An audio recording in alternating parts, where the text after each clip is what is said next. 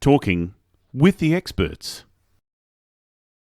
Welcome to Talking with the Experts, where we believe that success is a journey, and every journey is easier with help from friends.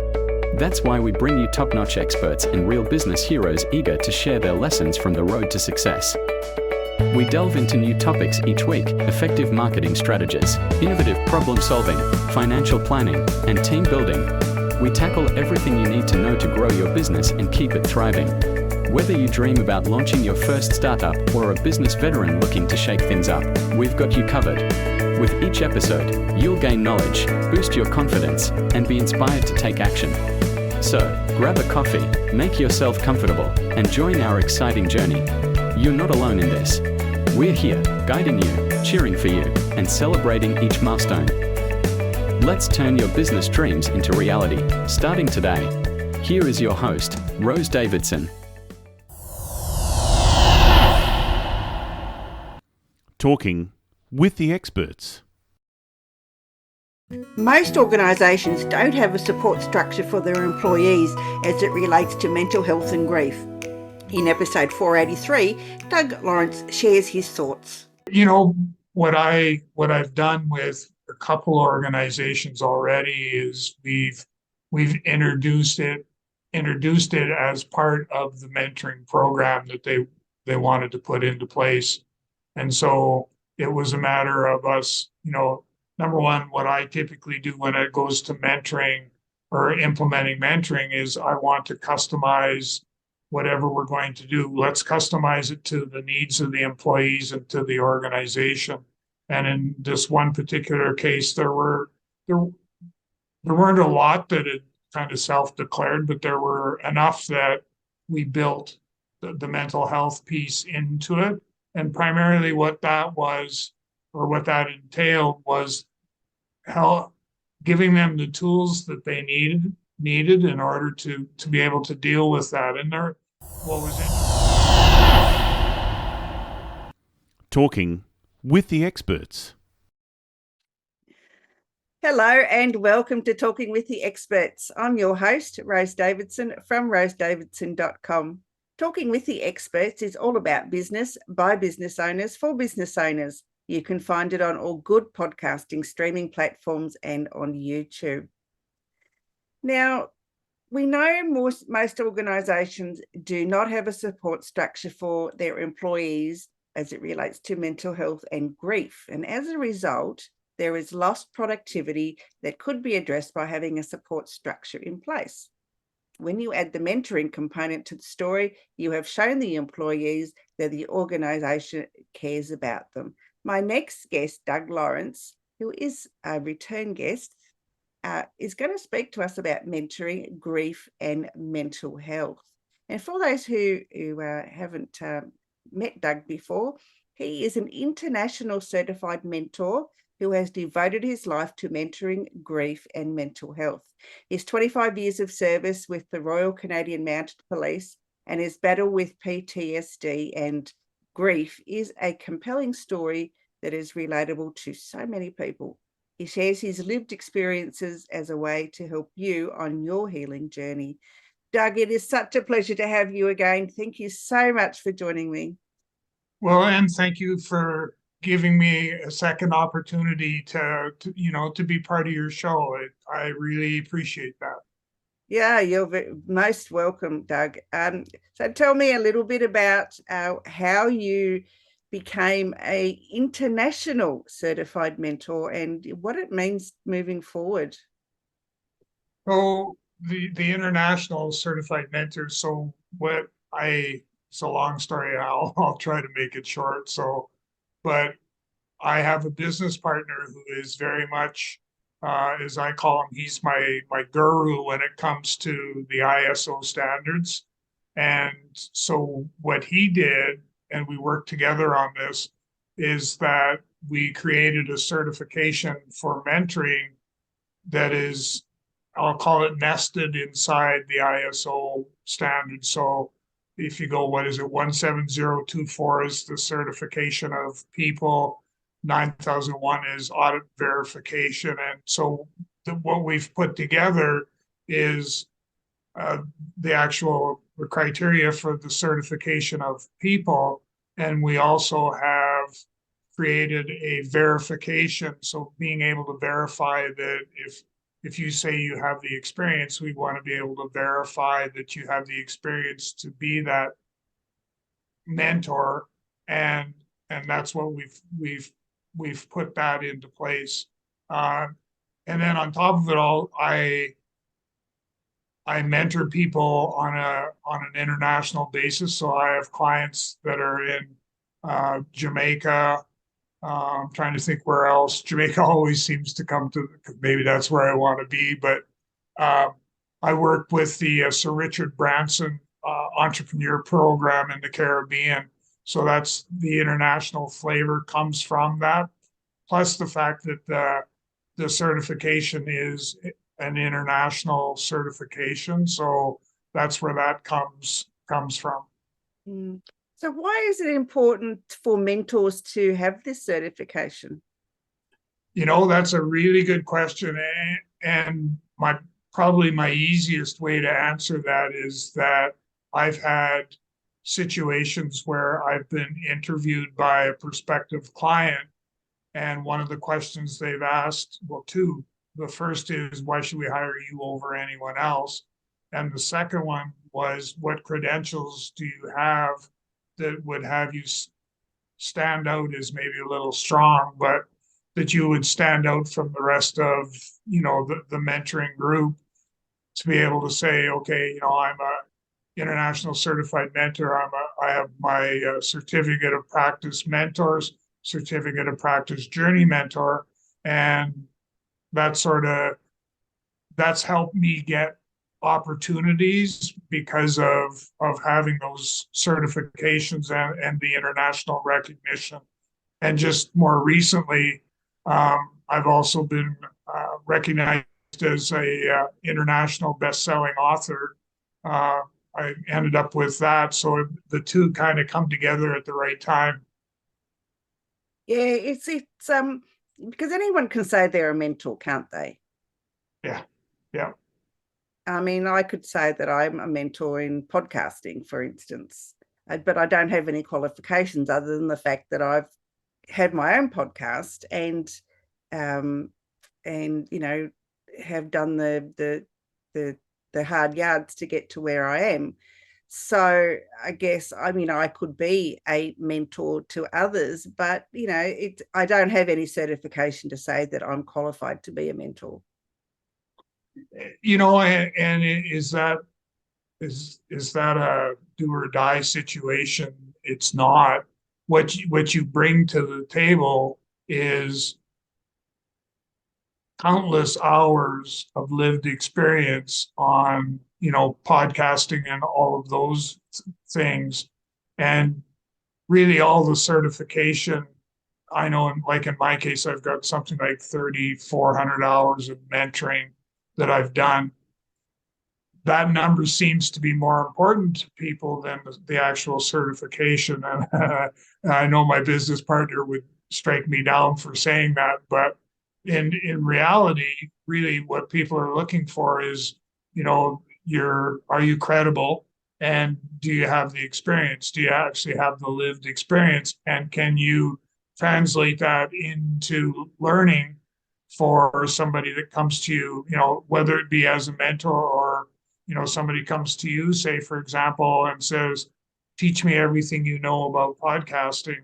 I want to be just like you. And, you end up taking all that lived experience and using it, and you don't really need, or two ways of looking at it, but you can get by with not having the certification, the piece of paper, and all that stuff. So yeah, it's interesting concept, but yeah, anyone can be a mentor, but there are good ones and there are bad ones, and please be careful who you choose, because not all of them are giving you the right information. Well, and what really starts to kind of muddy the waters is now I'm really pushing hard to have mentoring integrated into the mental health story. And once you start to work in that space and start to do like some of the stuff that I'm doing, a very small minor slip in your approach or technique can have life-changing experiences for the person you're working with. And the other part that's also important is that you have to make sure that you're not playing in someone's sandbox. So, and by that I mean, I'm not trying to be a psychologist or a psychiatrist. I'm not trying to be a social worker, a counselor, or anything like that.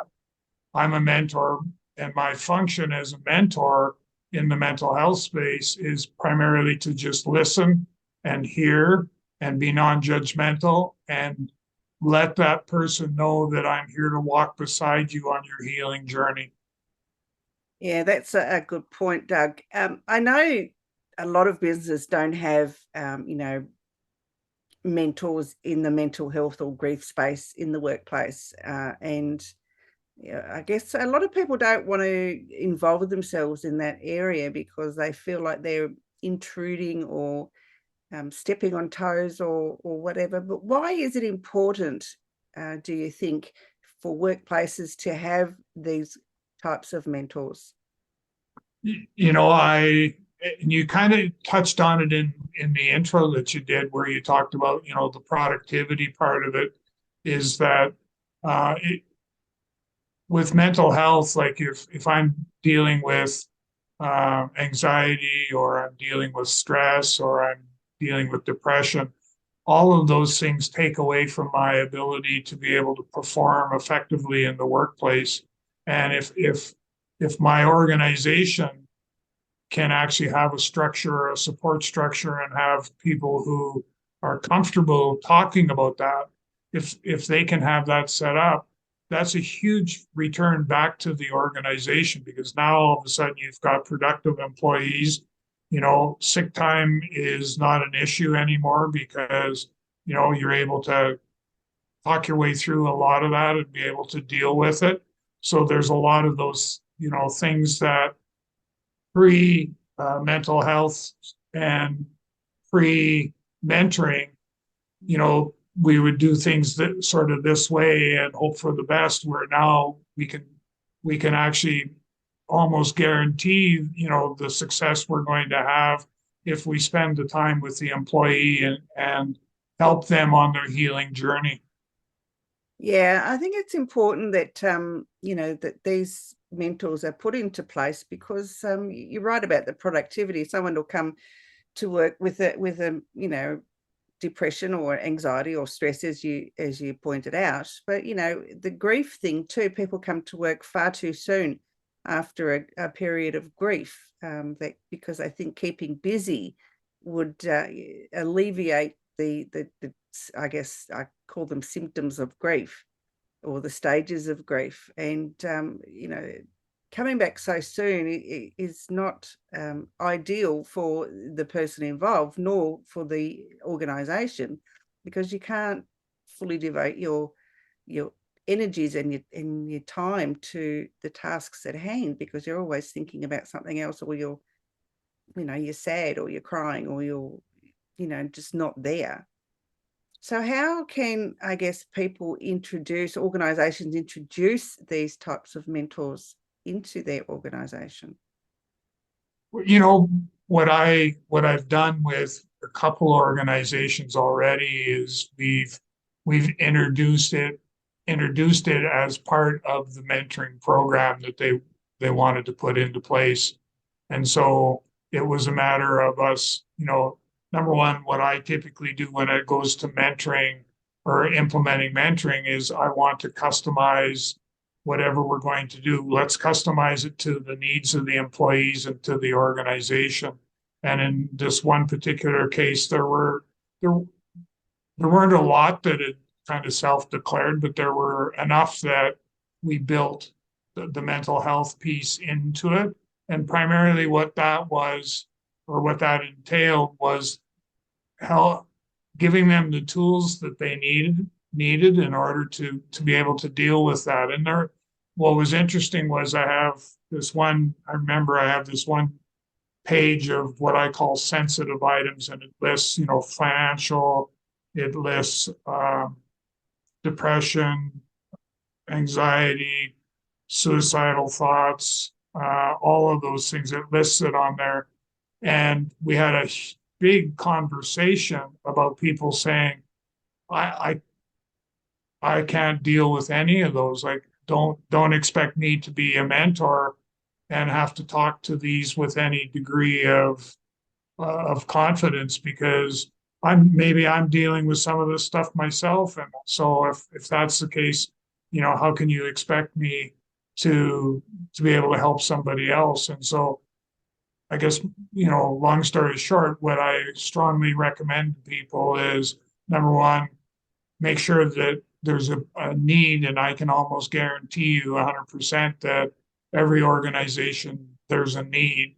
So then number two is, don't throw them in the deep end of the pool and expect them to swim. What you need to be able to do is define what the program's going to look like, and then provide the training. And the training, when it comes to mentoring in a mental health capacity, it can be just as simple as teaching people effective communication.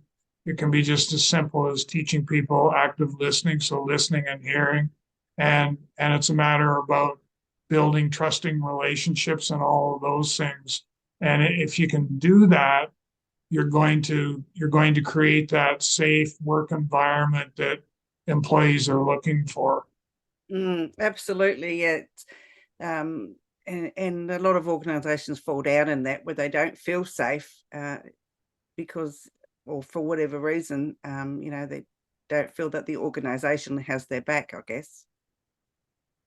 Yeah, it takes more work. It takes more work to do nothing, because then there's all these other outcomes that you have to be able to deal with, versus if I were to do, we'll call it the right thing, which is, obviously implement a mentoring program with a mental health component plugged into it. If that's in place, a lot of those business challenges, the high turnover rates, the sick time, all those things, they all disappear, or they dissipate to some extent. And as employees start to see the changes in some of their coworkers because of that, then they too will buy into the program itself as well. Mm. Yeah, a lot of people, they don't want to mentor people on grief, because grief is such a personal journey. So is mental health. Don't get me wrong, but grief is, to me, is another kettle of fish altogether, because you can't really, because of the stages that people go through, you can never really tell at what stage they might be in, and they could be, crossover stages. And so I think mentoring somebody that is grieving would be quite difficult. If you keep it sort of in the context of what we've been talking about, is I'm going to, somebody comes to me and says, something's not right with Rose, and I think, she needs some help and all that stuff. And so you have the conversation. And one of the things I try to do is I try to build that safe place to have that conversation, and I try to build a trusting relationship right at the beginning of the journey together. And once I've done that, it's interesting, and maybe it's because I've been doing it for a while, but I've actually had people that have self-declared. Let me back up. Maybe what I've typically done is I've shared something of a personal nature of my own. So I may share that, I ended up, as a result of my time in the Royal Canadian Mounted Police, I ended up with post-traumatic stress. And it's, I turned to alcohol as my mask to be able to deal with it, and it didn't really deal with it. So, going through and sharing that actually opened the door where I keep thinking of one of my people that I'm working with, where when she had said, "Oh my goodness, you just shared something that I would never share." And I said, "When the time is right, you'll probably be ready to share. And by the time we got to the end of our session, she had volunteered already that, I've been diagnosed with this and this and this and this, and I'm on these meds, and I'm seeing this psychiatrist or whoever whenever I can get a chance to see him. And I would really like it if you could be sort of available so that I've got somebody to talk to in between my appointments and stuff. And so we were able to find a common ground. And yes, I have the experience, so it's easier for me. But if you're, how would I put this? If you're comfortable working as a mentor, period, I think personally with a little extra training, a little extra mentoring, you too can become a mentor that works in the mental health space. Mm. And that brings me to the point of, I guess, a question about, what qualifies someone to be a mentor? I mean, I'm not saying that they have to get a piece of paper, but what qualifies someone to be a good mentor? It's effective communication. So and there's a number of parameters that go with that. Effective communication, listening and hearing, being able to build a trusted relationship, and being able to build a safe place for a conversation to take place. Those are all, when I think back to what it is, the experience I've got, the one other thing I would add is to be a great storyteller. So we all have great lived experience, and we need to be able to share that with the person that we're mentoring. And the other part is that you need to be able to ask questions, not tell people how to solve their problems. And so that, that's as simple as in a formal, we'll use a formal one, I guess, as an example, is, where you're having a conversation and your mentee says, I just have no idea how I'm going to fix this problem. And so you turn around and you go, well, okay, so what would happen if we were to do this? Well, I don't know. Okay, so then what would happen if we were to do this, this, this, or this? What might some of our outcomes be? And so you pose it or frame it in the context of a question. And you probably heard I use we and us a lot because I want it to be a collaborative experience. I don't want them to feel like they're on the island by themselves.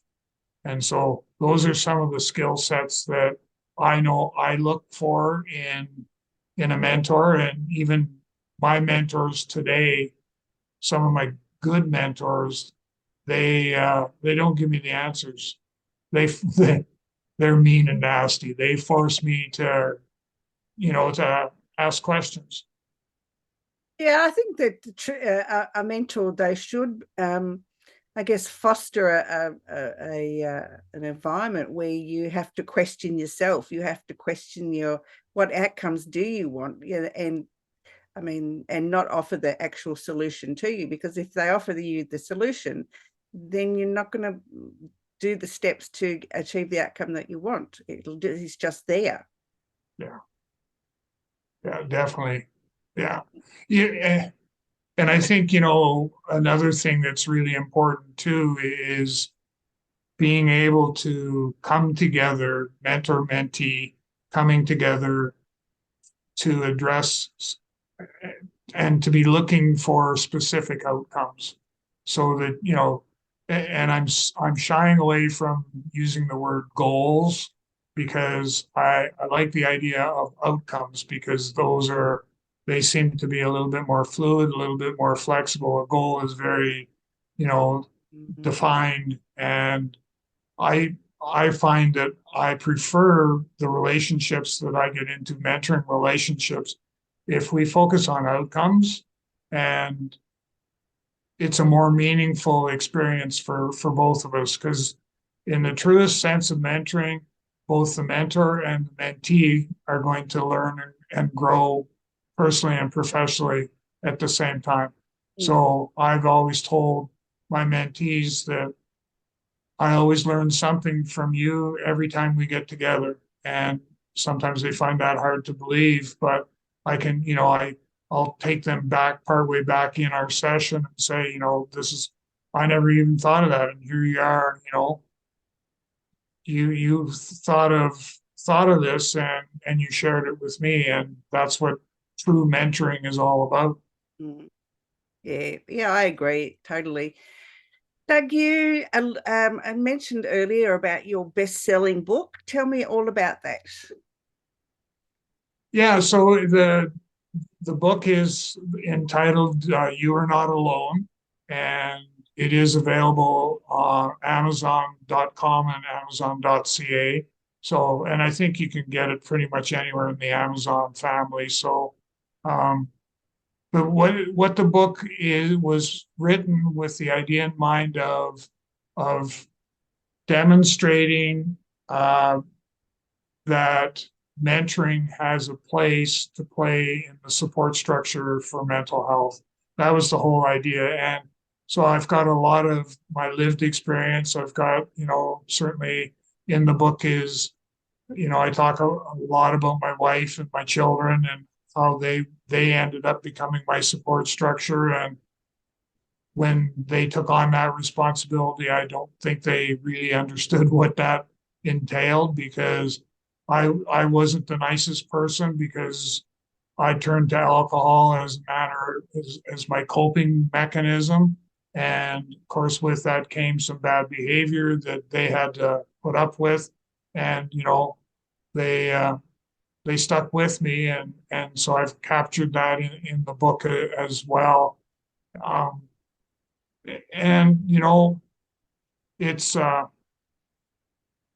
the the idea behind it. In fact, there's a couple of stories and stuff in there that speak to how different things can have an impact on your life. Where there was a young lad that made the men's hockey team and went home to celebrate to tell his parents, and gets home and finds them to be absolutely plastered. They'd been drinking all day, and he was trying to get them to, help celebrate his success in getting to play on the men's hockey team. And he wasn't having any success. So he went in the back bedroom, hauled out the rifle and took his own life. And I had just been skating with him 2 hours earlier, and then ended up having to be, because I was on call as well. So I ended up having to go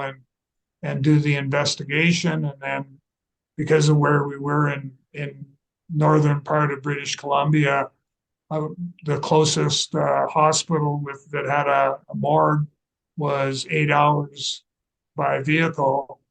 And it was like in the middle of winter, it was 40 below. And so I ended up, after, having this close personal relationship with this young lad, having to take and transport his remains to the closest morgue and going through all of that. And so I've got captured some of that in the book as well, just to give, people I had, when I came home, I got back from traveling, taking him down and doing that. When I got home, what did I do? I went to the cupboard where I kept all my liquor supplies and grabbed a bottle, threw the cap away, and drank till it was gone. Because that's all. I didn't have that coping structure where somebody would sit down and have a conversation with me, or would sit down and say, ask a couple questions to get me talking, and then be quiet and just let me talk, to sort of, to get all that energy out that I really didn't want to hang on to much longer. So the book has a lot of that in it, and it ended up becoming a Amazon #1 bestseller. It was a bestseller in the UK, and it got the bronze medal for the Global Book Awards. So yeah, it had done it. had done quite well for me, and I was quite I was touched by all of that. Just that was never my intent when I wrote the book in the first place. And all of a sudden, all these things are starting to come to fruition, and I went, well, must be meant to be, I guess. It's a pretty sad story to having to live through that would have been awful, I would imagine. And but brave of you to write it out and to sell it and to sell the story, because honestly, I mean, it wasn't. I'm not saying that you sold it on purpose. What I'm trying to say is that you wrote it, you put it out in the public, and that's a brave thing to do. Well, and that's right. It was to get the story out in the public, and because I too was still am going through the loss of my wife, and so the grief and all of that goes with that, and all of this stuff, being able to tell, even just to tell the story, to like being on your show is so therapeutic that I just find that every time I get to tell the story and share with people, what transpired, how it made me feel, what my coping mechanisms were or were not, and some of the things, what are some of the triggers that I've had to deal with, all sorts of different things like that, and so the book has been the catalyst for all of that to happen. Yeah, it's cathartic, really, isn't it? Yeah. Doug, it's been an absolute pleasure. Where can people find you if they want to learn more about your mentoring programs, and where they can, perhaps book you to facilitate something at their workplace? So they can direct message me on LinkedIn. So I'm fairly active on LinkedIn. That's one. They can go to my website, which is www.talentc.ca. So the word talent, letter C on the end.ca. Or it's just as easy, and I welcome if people want to send me an email message direct, they can send it to Doug.Lawrence, LAWRENCE, at Talent C. So the word talent with letter C on the end.ca, and I'll get back to you as quickly as I can. Lovely, Doug. Thank you so much for sharing, and thank you for sharing your story too, because it to me, I was sitting here and I was, thinking, oh my God, what a horrible thing for someone to have to go through, especially 8 hours with, someone in your car that you can talk to, but they can't talk back. Yeah. And thank you for the opportunity once again. Yeah, it's been my absolute pleasure. I'll talk to you again really soon. Thanks, Doug. All right, take care.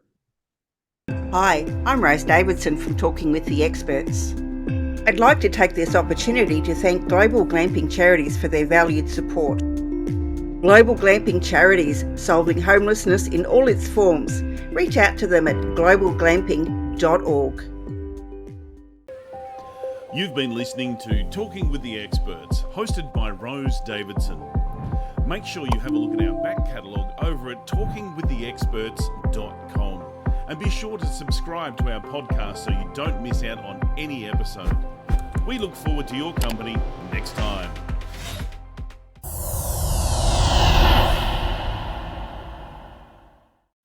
Talking with the Experts.